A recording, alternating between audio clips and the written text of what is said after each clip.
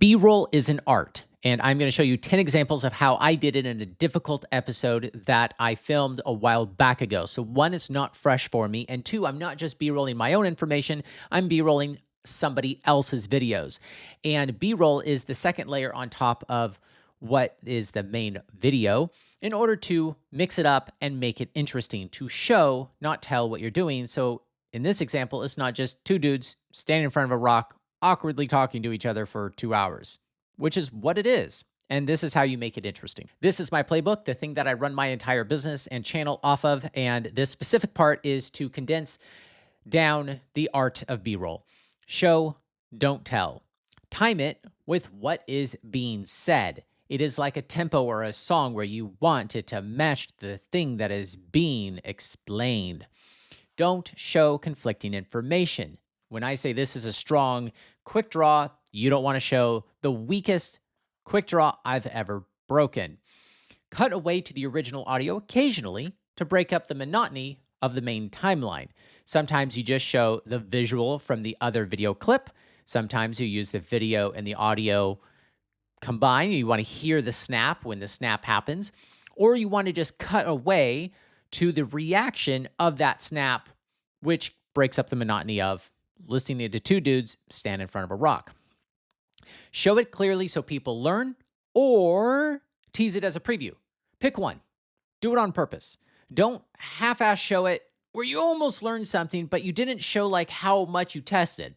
There's a couple examples you'll see in this video where I show you like 20 to 50 tests in all of 6 seconds, which you're obviously not going to learn nearly as much. I do show you the conclusion data, but it shows you that we worked hard and that you can go see more context about that in another video. That's the point. But then there's other stuff that if I want you to learn the thing, I slowed it down just enough, or I picked clips that really explained, like when you see a rock falling on a watermelon, one with a helmet and one without, that people are learning what happens. So let's get into it. So I have a saved version before I started the B-roll, and then I have the version after. And then I'm going to show you the actual video clip that we had to use for B-roll. Starting with the first one. Aware. This is what it was prior. Just something to keep aware. How strong is this? Wow, you tell me how strong this is. You broke a lot of delay loops. This loop might seem skinny, it actually is, but it's stronger than your back. Your back apparently breaks around 7 kilonewtons, I think. So there was a study done on this where we tested on production. Okay. And this is my belay loop video where I test a belay loop. There's a lot of talking. I measure some belay loops. Some belay loops, how they're made. You don't have to watch the whole episode. You just scrub it. Obviously, nothing in there is interesting.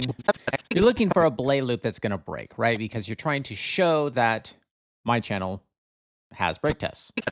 So one option is to use this one, but you can see that further down on the road, I used the one that's more relevant for the harness that I have. Plus, it's the smallest, skinniest harness that I tested. There's no reason to test the big fat one. People are curious whether or not the skinny one works. All the time, but when I see a skinny belay loop, I'm like, That was just as strong as the fat ones. That is wild how that ripped.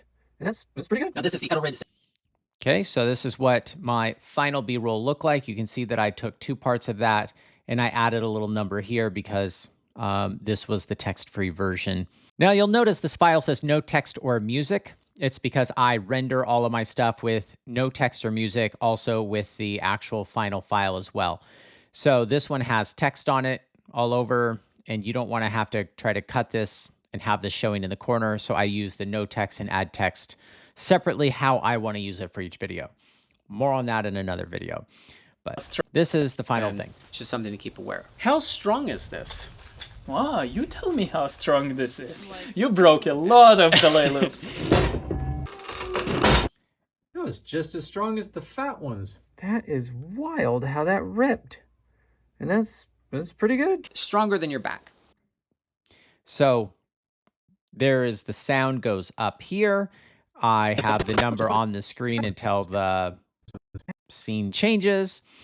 And so you understand that it is as strong as a carabiner without having to say that. And it's as strong as your back, which I do. And this little section here shows, doesn't tell. Gear is rated in kilonewtons, or kN, and that is a measurement of force, not weight, because if my weight is falling, I'm going to generate a lot more force than if I'm just hanging there. Now, we've both measured forces of people falling, typically in like a gym climbing fall, and we've both found that around 3 kilonewtons, rarely 4, rarely, will a person see when they're being belayed, starting on the ground, they go up and they fall. And that's really great to know when you put this into a comparison to how much this gear actually can withstand. And Ryan's breaking a lot of gear on this channel. You have broken things in your ceiling before, trying to measure force. So the harness is stronger than your back. But you know what's not stronger than your back? Your head.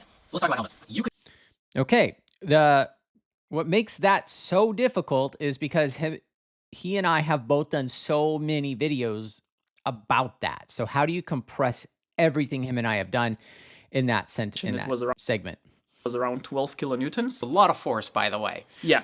When we are So our gear is rated in kilonewtons, or kN, and that is a measurement of force, not weight, because if my weight is falling, I'm going to generate a lot more force than if I'm just hanging there.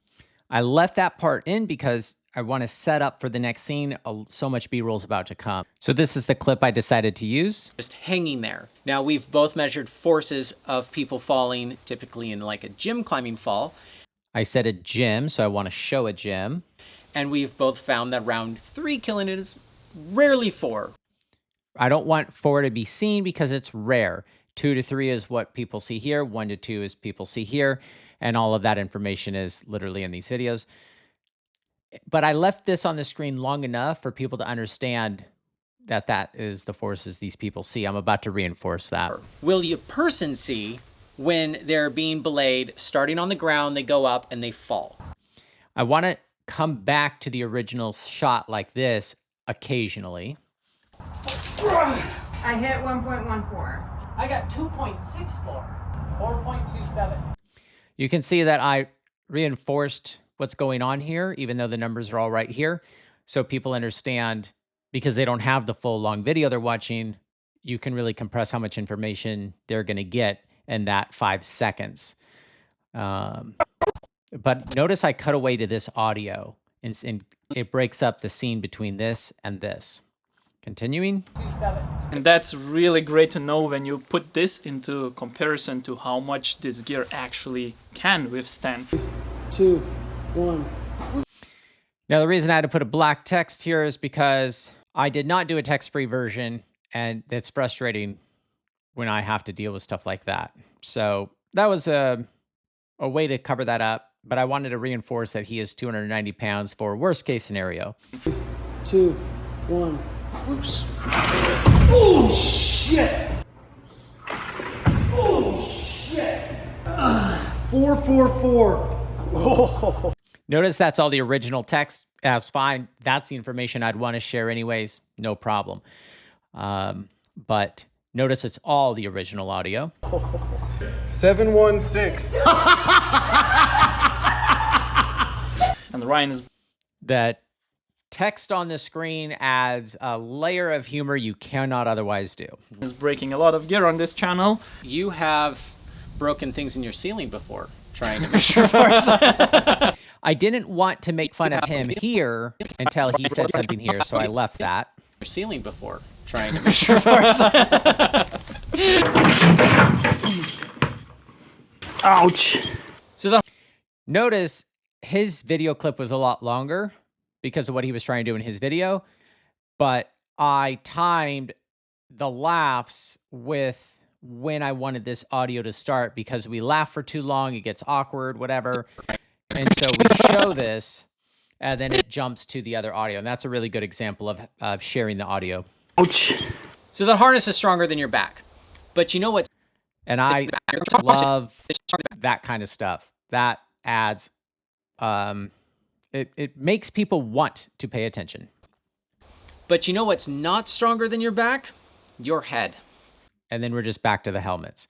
So back to the original, just because that was so complicated. Falling, I'm going to generate a lot more force than if I'm just hanging there. Now, we've both measured forces of people falling, typically in like a gym climbing fall, and we've both found that around 3 kilonewtons, rarely 4, rarely, will a person see when they're being belayed, starting on the ground, they go up and they fall. And that's really great to know when you put this into comparison to how much this gear actually can withstand. And Ryan's breaking a lot of gear on this channel. You have broken things in your ceiling before, trying to measure force. So the harness is stronger than your back. But you know what's not stronger than your back? Yeah, so that's just, this is way way more watchable. Going from a gym fall to an outdoor fall to a very interesting fall to a funny, humorous breaking of the tempo. And now we're back to helmets. Let's watch the original. Climbing more and more often, and then I climbed pretty much every second or every third day for many years in a row. I've seen so much rock falls. I broke so many rocks and it fell close to my belayer. So that's one of the reasons to have a helmet. Another reason is when you climb, if you flip upside down, you will hit your head, and then you want to hit your helmet, not your head. And even the most professional climbers who you will see climbing without helmets, they do flip upside down. I witnessed so many of them flipping upside down that it makes me want to wear a helmet even more. Your video actually made me start to wear my helmet more. I mean, it's not unwatchable, but damn. Watch what we did here. It's painful to watch the original video. So notice in this helmet episode from Ben, how slow it is relative to what I need it to be. Here. It makes me feel bad. It looks like my grandfather. This guy looks like your grandfather? Yes, I made him thinking of my grandfather.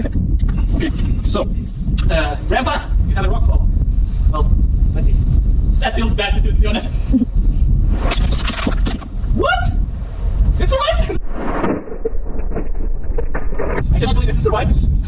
Okay, so you got that clip, and you have a little bit of clips before right here. Maybe he misses his lucky day. He misses. He finally hits it. Jose. No more Jose. Now we try helmet on Jose's friends. To be honest, I'm not. Okay. There's a lot there. Like, there's a lot of seconds to work with, but it's just like he dropped it on one without a helmet and one with a helmet. How do we compress that? Pretty much every second or every third day for many years in a row, I've seen so much rock falls. I've seen so much rocks fall. It's really nice to show that scene of the rock falling. I broke so many rocks and it fell close to my belayer. Notice I split the screen here so you understand these are two very different shots, and one has a helmet and one does not. And the marker that I put here lines up when the rock touches both top. And this is telling a visual story of with and without a helmet. So many rocks and it fell close to my belayer. But I want to emphasize that this one survived and this one didn't, because you could see this one did not, but you technically cannot see that. To my belayer. What? It survived? You can see the audio clip is cut. What? And then it survived is a lot closer and tighter, so it would fit here nicer. To my belayer. What? It survived? Because you cannot see his lips moving, you can do the audio compressing. Another reason is when you climb, if you flip upside, you want to hit your helmet, not your head. I wonder what kind of sound it makes. Does it make a bonk sound? Or is it like a hollow, like nothing's inside my head sound? So that is straight from his video, but he has like several of them.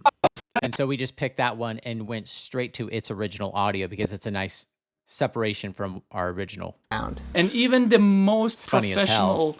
professional helmets, they do flip upside down. I noted. That's I also from witnessed his so video. many of them flipping upside down that it makes me want to wear a helmet even more. Your video actually made me start to wear. So that's how we made the helmet section better. Bottom carabiner to clip the rope. Why don't you just clip the rope to the carabiner at the bolt? So you mean, why don't we do this? A short answer is because it can unclip quite easily. And a long answer, I actually made a long video about quick draws, and you can watch that to learn all the ways how it can unclip and why the quick draw is made the way it's made. So if you climb inside, you won't need these because the climbing gyms already. And I frustratingly am Is how it pointing as if I'm going to have the thumbnail on the screen. So annoying.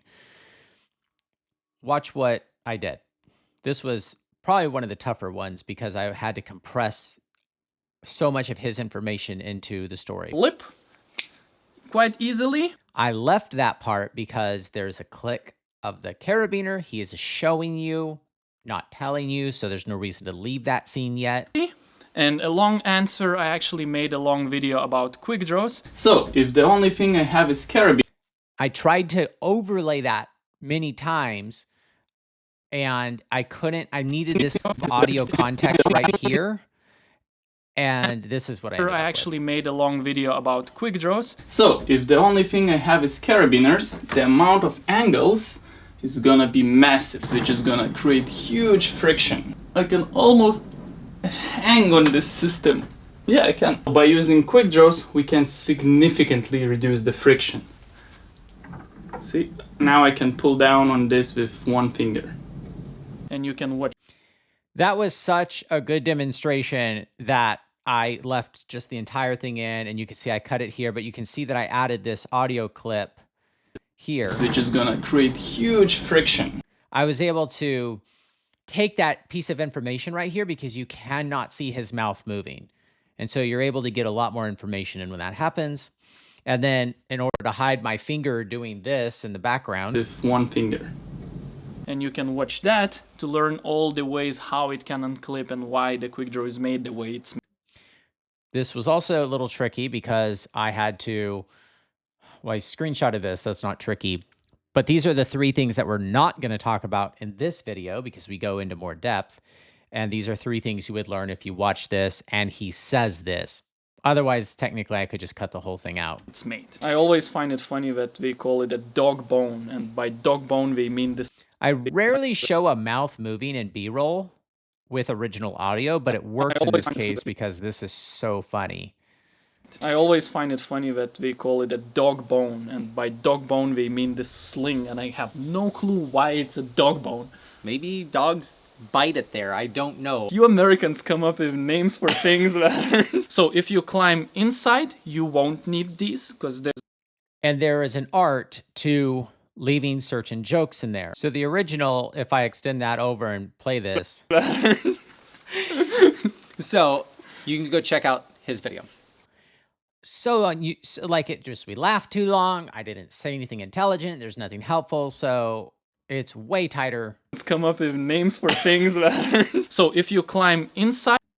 So much more watchable. Said before, knowing how much your gear can hold can make your climbing way more pleasant because you are not afraid. So you broke a lot of quick draws. How much do they hold? The dog boner sling is rated for 22. This carabiner in this case is rated for 26. As long as the carabiner is closed, this is super good enough. Once you get over 10 years... So basically then we're talking about different stuff, and I've got videos on dog bones that may not break full strength, and you can see all that in those videos. So basically these things hold up to 3 times as much as the forces that are put on them. This can lift a car. I don't know why that analogy is used because I never lift a car. Not unwatchable, but I used this video here, which is literally a video about old dog bones. I started off with a brake test. Would not whip. Would not whip on that. So usable clip there. I'm talking about quick draws. There's some tests and falls and numbers, and I get into the weeds, and it looks like I'm breaking a whole bunch of stuff here. There's a whole bunch of brake tests here. Obviously, it's just perforated with old text. Not loving that, but I can work with it. And all this part where I'm talking, you would never cut to that. Like, it's just not interesting, right?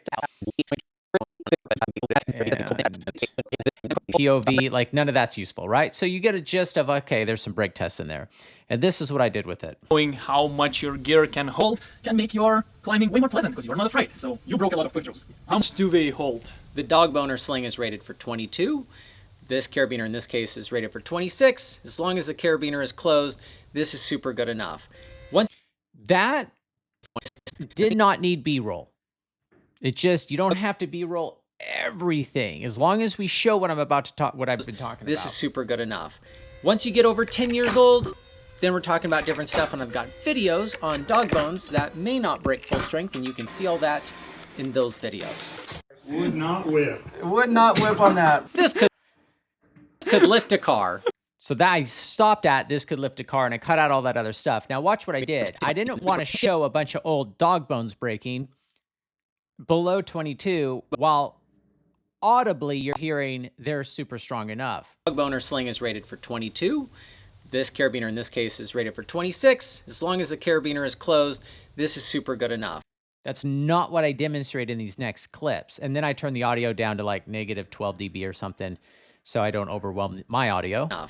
Once you get over 10 years old, then we're talking about different stuff. But it has the information here, and it has the number here, and it emphasizes that old dog bones can be weaker. I've got videos on dog bones that may not break full strength, and you can see all that in those videos. Would not whip. Would not. Now, usually I cut out some of this audio here. Let's turn this one off. That may not break full strength, and you can see all that in those videos. You can see all that in those videos. Yeah, no shit. We're watching that, right? Like there's no reason to say it technically, but you don't want to have no audio. So I wanted to show a couple more dog bones. So I used that audio to do that. And then I end it with the original. Not whip. Would not whip on that. To reinforce that we just tested old dog bones. This could lift a car. I don't know why that analogy is used because. And that is a nice, funny segue to the next thing. Here's an example where you don't need to overkill the B-roll. It does get stiffer over time the more you wear it out, but it will typically always be super soft enough. Yeah, we actually did a test on 2-year-old rope, and it got just few percent stiffer on falls. What millimeter or diameter size do you like of your climbing ropes? I mean, he referred an old video, but we didn't talk about the conclusion, the weeds, the whatever, like, so this is what I did with it. Get stiffer over time The more you wear it out, but it will typically always be super soft enough. Yeah, we actually did a test on 2-year-old rope, and it got just few percent stiffer on falls. It's a cool shot to just entertain you, and the conclusion is right here. Super simple enough. So here was a tricky dynamic rope one. But you don't want to use a half rope or a twin rope. And we're gonna rely our lives on a single rope. And how hard it is to break a single rope. Oh, it takes a lot of pulling because it stretches a lot before it breaks, but it usually breaks around 14 when you tie a figure 8 and a figure 8 and you just pull. But Ben is going to be belaying me. It's going to go up through the carabiner and come down to me. And in that configuration, it'll typically break at where the quick draw would be, maybe around 20 to 22, which is around what the carabiners are rated for. But then again, he tried to get 4 kilonewtons on the climber by belaying them as hard as they can, and I don't think you actually got to 4. No, the highest I got on a single pitch climb was 3.6 kilonewtons. Okay. And this is the video that I had to work with, which is my figure 8 video, which you can see has figure 8. I do a POV on how to tie it. I break a bunch of them. You can scrub through. There's some talking. When I show website stuff, it's just me trolling the internet, usually more than being helpful.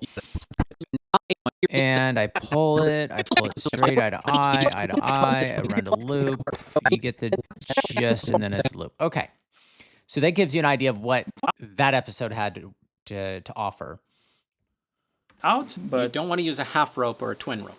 And we're gonna rely our lives on a single rope. Gotta leave that in. How hard it is to break a single rope. Oh, it takes a lot of pulling because it stretches a lot before it breaks, but it usually breaks around 14. That is a long shot. I like showing a long shot when I say that takes it's a lot of stretching. And I put extra spaces here and here so you can see that's dynamic rope, 8 to 8, average 14. That is all helpful information. When you tie a figure 8 and a figure 8 and you just pull. It's nice to reinforce what you just saw. But Ben is going to be belaying me. It's going to go up through the carabiner and come down to me. So the reason this was so hard is because I kind of wanted to set up for the next scene. But Ben is going to be belaying me, which we actually don't show him and I climbing together at the end of this video. So he is belaying me. It's going to go up through the carabiner and come down to me. That explains what's going on. And in that configuration, it'll typically break. That needs to get dropped down a little bit. Break at where the quick draw would be. The rope is strong. Because I don't want to keyframe and follow this around. It's belayer, climber, quick draw. People kind of get more of the point. Configuration will typically and it's sped up to match the audio right here. And I don't keep it there. And I want it to have the freedom to run off from this block I have. Configuration will typically break at where the quick draw would be. The rope is strong enough in a basket that it's stronger than the dog bone itself. I didn't put numbers because it's part of another video I'm making currently, and the number is not the point. It's the fact that the quick draw we established is enough to lift a truck, and this is stronger than that. Amazing. Come on. Yes. Oh, shit take. Somebody got a bit of adrenaline. Yeah, when I actually get quiet, that's when I'm actually scared. So it kind of gives more context, like we're climbing in Tenerife. It's fun. And I think this gives a little bit more context that I'm not crushing it, that, it's about to get funny. And Breaking the rope. so editing self-deprecation for me is an art. Good luck. Breaking the rope. just by pulling it is really unlikely. The most risky thing is if your rope runs across a sharp edge during the fall. In most places, if the roots are maintained well and bolted well, the bolt... Like that was easy. So you go to this, literally the intro is... This is the video about last unsolved problem of lightning ropes. That was the intro, and it's such a good amount of time to cover this whole thing that he's concerned about. Bolted well, the bolts are placed in a way that there is little chance of you falling and that the rope would run across a sharp edge. I originally had this stuff over this, but I want to cut back to this every so often. It's been 9 seconds since you've seen him talking. And it's nice to not have this too long, but I screenshotted part of the bolting chapter and then the other part that kind of reinforces this. I put the bolting Bible just so people understand where it's coming from, even though I don't need to source it, it's my own thing. Chance of you falling and that the rope would run across a sharp edge. This is a kern mantle rope, kern mantle, sheath, core. The sheath is meant to be protecting the core. The sheath does do some of the holding, the core does most of it. But just rubbing it a little isn't going to just break it. Actually, it's pretty hard to break the rope. It's really hard to break the rope, you shouldn't worry about it. And in some situations, you can... So this will lead right into our next one, but let's look at the original. Again, he tried to get 4 kilonewtons on the climber by belaying them as hard as they can. all of this in my belay master class, so check that out. But don't want to use a half rope or a twin rope. And we're going to rely our lives on a single rope, and how hard it is to break a single rope. Oh, it takes a lot of pulling because it stretches a lot before it breaks, but it usually breaks around 14 when you tie figure 8 and a figure 8 and you just pull. But Ben is going to be belaying me. It's going to go up to the carabiner and come down to me. And in that configuration, it'll typically break at where the quick draw would be, maybe around 20 to 22, which is around what the carabiners are rated for. But then again, he tried to get 4 kilonewtons on the climber by belaying them as hard as they can, and I don't think you actually got to 4. No, the highest I got on a single pitch climb was 3.6 kilonewtons to the climber. The only time we got 4 is when we had a 120 kilogram climber fall with the gree bolted to the wall, so usually the player gets pulled up. This was a very static catch. What was the first one? 4 on him. 7.1, I think. Breaking the rope just by pulling it is really unlikely. The most risky thing is if your rope runs across a sharp edge. So notice that I cut all this out of us regurgitating how much our highest force was. We've already covered that. Doesn't need to be said again. It's one thing to reinforce something, but it wasn't helpful here. 7.1, I think, on the... So breaking the rope just by pulling it is really unlikely. The most risky thing is if your rope runs across a sharp edge during the fall. In most places, if the roots are maintained well and bolted well, the bolts are placed in a way that there is little chance of you falling and that the rope would run across a sharp edge. It can run over some edges a little bit. This is a kern mantle rope, kern mantle, sheath, core, and the sheath is meant to be protecting the core. The sheath does do some of the holding, the core does most of it. But just rubbing it a little isn't going to just break it. Actually, it's pretty hard to... So you can see the before and the after. It's very different. We took some stuff out. We added some scenes. Now let's go to dirt on rope. Wear your rope out faster. He just put out a video where they tested a clean rope and a dirty rope. And how do you keep your rope cleaner? You have a tarp down here. Yeah, you don't put your rope into the dirt. And to avoid putting the rope into the dirt, usually we have something to put the rope on, and it can be either a rope bag or a tarp. And you'll tie the bottom into one. Okay, so we talk about that, but he has a really good video about it. The clean and dirty videos is probably best video, like he's got most views on. Across any edges. If you do run across that, you will wear your rope out faster. He put out a video where they tested a clean rope and a dirty rope. Only a couple of cycles later, and we could already see the core of the rope. Whoa! It's very impressive to see the differences. And how do you... So I saved the... Whoa! I added a whoa to add a little bit more here. I went from rub to machine to rub, and then this shot's really good. As that's the conclusion. That's literally a, I don't know, 9 second, 7 second short showing you the whole thing. And how do you keep your rope cleaner? So it's like, cool. The audience knows to keep the rope clean now. How do you do it? And we just get right into you have the tarp. Down here. Yeah, you don't put your rope into the dirt. And to avoid putting the rope into the dirt, usually we have something to put the rope. And that just leads off to the rest of it. It goes around, so I go around. It goes through, then I go through. And so you have 2, 4, 6, 8, 10. So Ben has a video that goes into the depths of the best way to tie this, even though it all looks like an 8. It all is an 8. One is easier to untie than the other. You can check that out. So this knot is super strong enough, and even if it's not dressed properly, you're still going to get 14 kilonewtons. But if you don't dress properly, you will have a hard time untying it. Yes. So that's why you want the knot to be dressed well. So you want your knot dressed. It's just not like you're going to die if you don't. Now, if you have a long tail, you do want a tail that's at least going to fill up your hand if you close your hand. But if you have a long one, you can go around and then back up. And some people call that a backup knot. You don't need a backup knot for the figure 8. Some people might tell you do. You do not. Yeah, the biggest risk with having this very long dangling here is that when you will be clipping, you will grab this one, you clip and nothing happens. I've seen this happening, it's quite funny. You also don't want to have gaps in here. If you fall and you grab your knot, you don't want your finger to be stuck inside of the knot when it cinches up. So you want to have a well-dressed knot for that. So if I just don't want to have my tail in the way, a great way to do that is to put that backup knot or overhand knot in there, and it'll look something like this. When you take the tail and you flip it around and you put the tail back into the knot, so it's actually the most out of the way. That's called a Yosemite finish, and that gives you the most room right here. You might see that. That's why I bring it up. This is also super good enough. Wow. Look.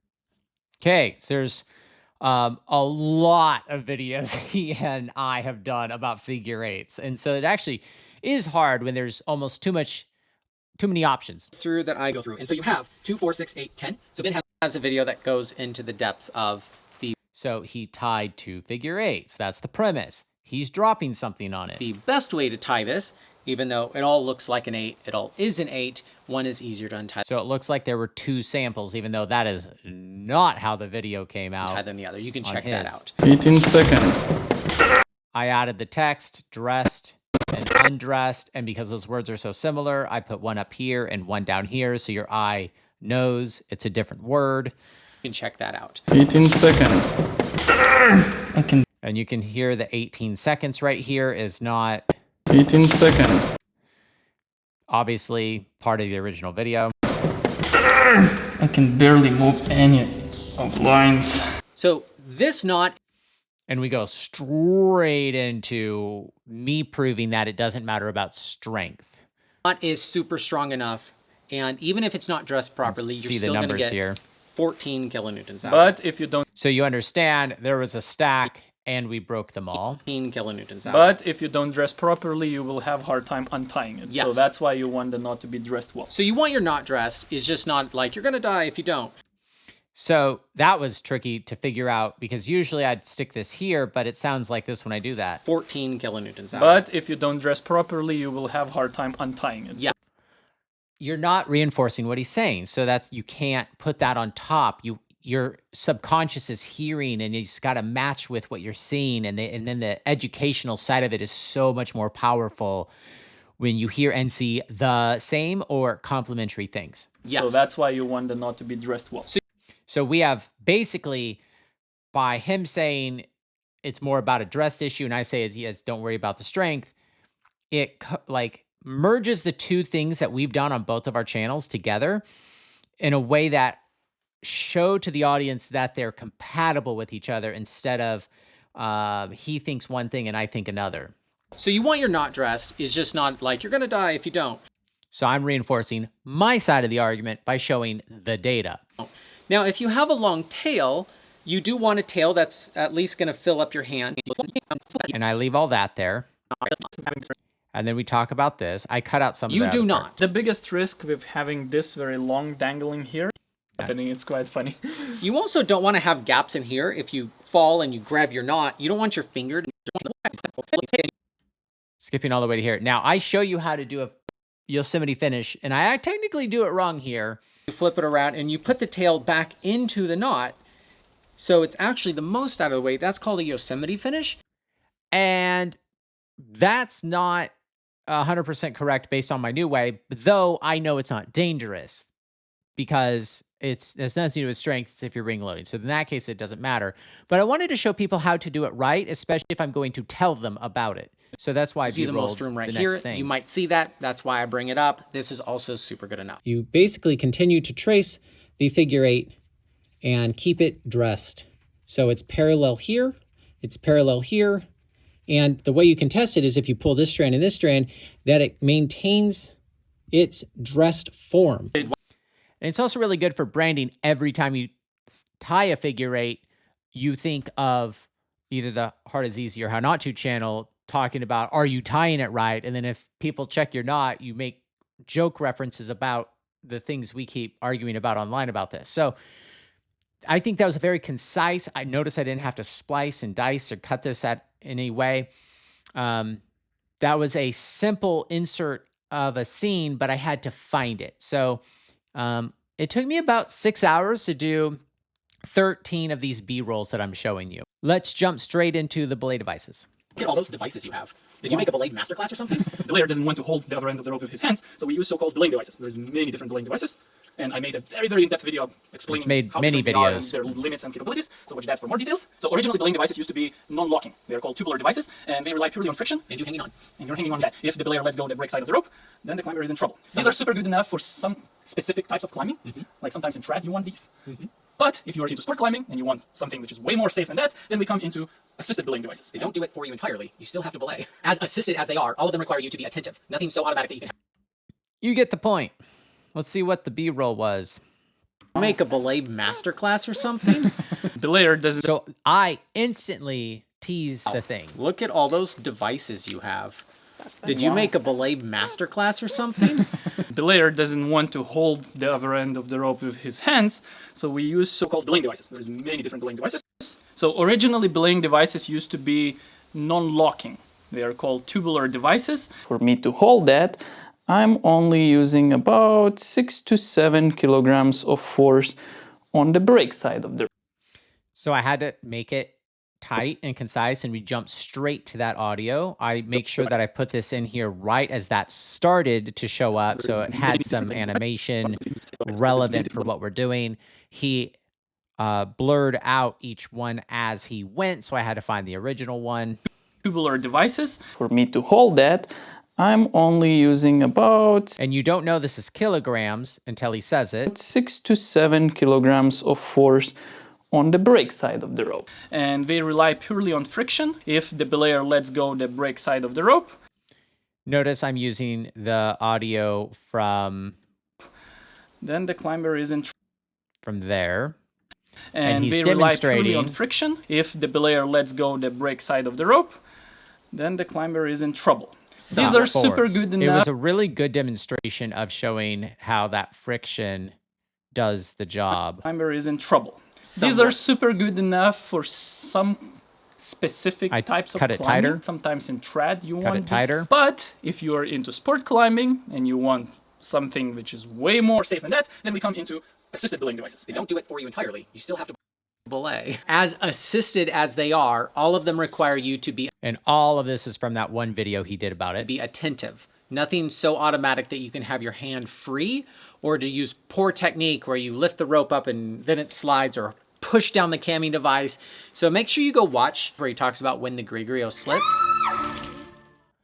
So all right, so he has music over this video, and so I can't use any of the audio or it will trigger YouTube's music algorithms. But I bring it up right as she screams and bring it back down so that won't disturb the music gods. And it shows you what you're even looking at. Because when you realize that the rope's sliding without her falling, you don't have the context. So this video is aimed for people who have never climbed before. So being able to see how that works is a really nice animation. And then showing newbie mistakes, which I think he's trying to generate it to fail, but it's whatever. Let's look at it again. As assisted as they are, all of them require you to be attentive. Nothing so automatic that you can have your hand free, or to use poor technique where you... So this is reinforcing poor technique, poor technique. Now, technically, this is hands-free, but there's so many hands here, you don't realize that if you're just quickly B-rolling. So automatic that you can have your hand free. Plus, this is funny. Or to use poor technique where you lift the rope up and then it slides, or push down the... I don't know what that was. Whoa, whoa. That is a great example of how not to B-roll. Technique where you lift the rope up and then it slides, or push down the camming device. So make sure you go watch where he talks about when the Grigrio slip. I think you've made like 30 of those now. I managed to make all of them fail, even the Grigri. So this is a good example I want to show you of where it kind of hangs too long. No, yeah. It's like, oh, he's got another slip video. So I'm making fun of him, but I kill his train of thought and I interrupt him. Yeah, so I actually made a video where I go in. So instead of doing that, we can have the joke and then he can explain himself. I think you've made like 30 of those now. I managed to make all of them fail, even the Grigri. All the tube-assisted devices, all of them can fail in one way or another. So this is just showing how hard he worked, more than you're actually going to like learn too much. But if you did want to pause this, you could take away something. Now, I had to cut his video up so much that I actually rendered this. And then I clicked R, and I was able to shorten it exactly from here to here like I wanted. But this is like 30 different clips because he kept cutting away from this, which makes sense for a long, but I was able to recycle his video. One way or another. So really highly recommend to watch that video. So I didn't want to put his whole key. So 1 held nothing, 5 held locked up, and you could see all the numbers in between. Good enough. I know that nobody reads manuals. You have a harness, okay, it's a harness, you can figure out something. Belaying devices are exceptionally important to check the manuals. We're talking for a while. Is there any way to show that? Manuals are made in a way that they have their icons with what not to do. You can just... He said red icons, and I didn't screenshot a red icon. And I'm also trying to give the pinch a little bit of love in this video because we didn't bring it up because it literally did not exist when we filmed this. So this is my way of including the pinch in this group of devices, but also what not to do. They have their icons with what not to do. You can just glimpse at that and you will understand. Because X, X, X, X, X, X, X, X. So this is the part of this where it focuses on that. By the way, this is side 1, side 2. I just screenshotted both and moved them around. And then that's just punched in. But notice I didn't like have it there or there because then you have this weird blank spot. So because some of these devices, you might think that you know that it's okay, but it's not. And this is like a thought, right? He takes a breath. Some of these devices, it's not like halfway through. Like it's a tempo and like a song. Some of these devices, you might think that you know that it's okay, but it's not. And then I can cut to my next transition, which is going to help transition to the next scene. I hope that was helpful. And anything that you need to know about us is going to be in the description, including how to leave feedback. Thanks for watching.